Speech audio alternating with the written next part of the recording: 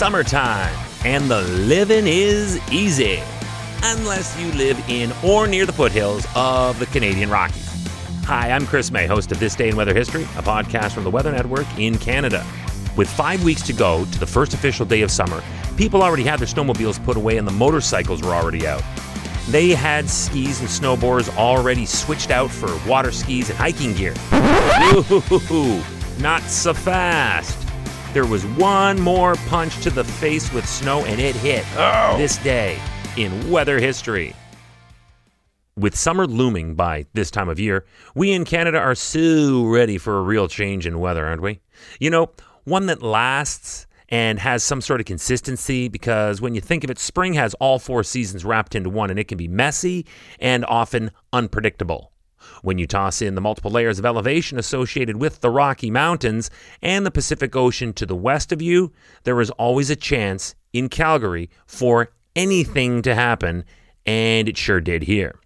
It was Wednesday, May 14th, back in 1986. A very late season snowstorm made its way through Calgary that overwhelmed most of southern Alberta. And this was not your grandma's sipping storm either, my friends. This was not friendly by any definition. This was so obnoxious, so impactful, that it would have been considered, quote, significant for even a snowstorm that would normally occur when this is supposed to happen in the winter months. Check this. The storm caused power lines to fall. There were power outages associated with that. Plus, the roads were a disaster with poor driving conditions. And on top of that, it closed the schools. Now, let me stop here for a moment. Hold on. Kids were the only ones loving this. They lucked out big time into a snow day at the end of spring. I never got that. And snow days are tough to justify at the worst of times in mighty Calgary, so this must have been something.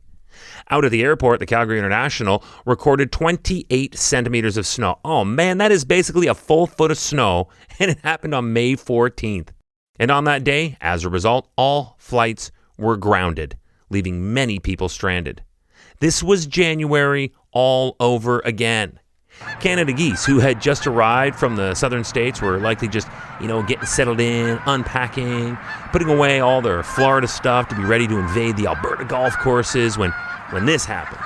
I can hear it now. What? Martha, what month is it? You see, I knew that it was too soon to come back. What'd I tell you? Let me look at the calendar here. May 14th. What the... Remember that this day in weather history can be enjoyed a number of ways.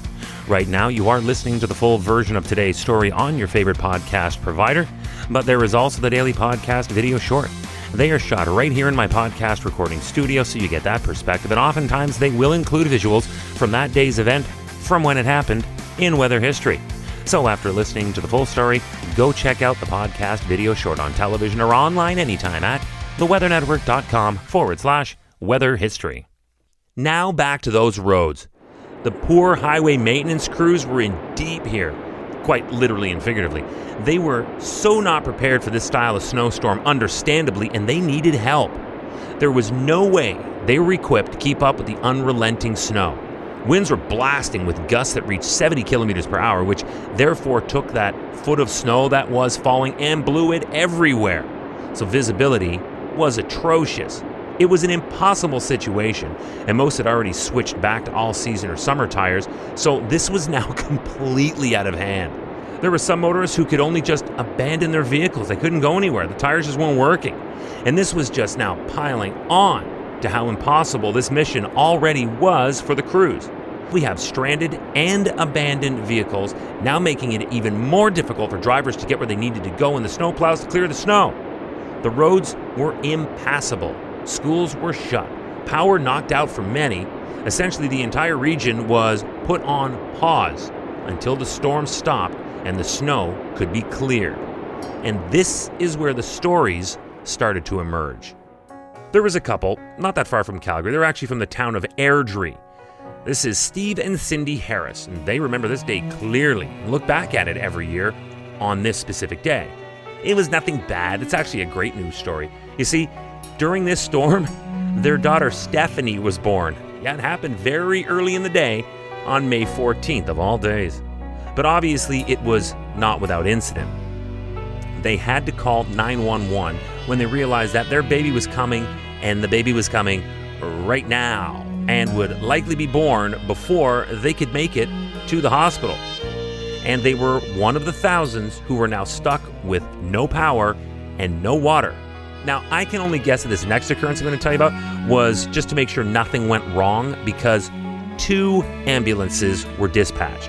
And the plan worked because one of them got stuck in the snow. The other made it home and delivered the baby. Thank you to the first responders and the quick-thinking dispatchers who made this happen. Happy birthday, Stephanie, from all of us here at This Day in Weather History. Tomorrow is May 15th, and we are off to another major weather phenomenon.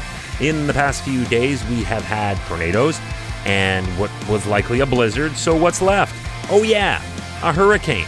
Tomorrow we are talking about Hurricane Abel, where it formed, where it hit, and whose life it upended. Tomorrow on This Day in Weather History with me, your host, Chris May.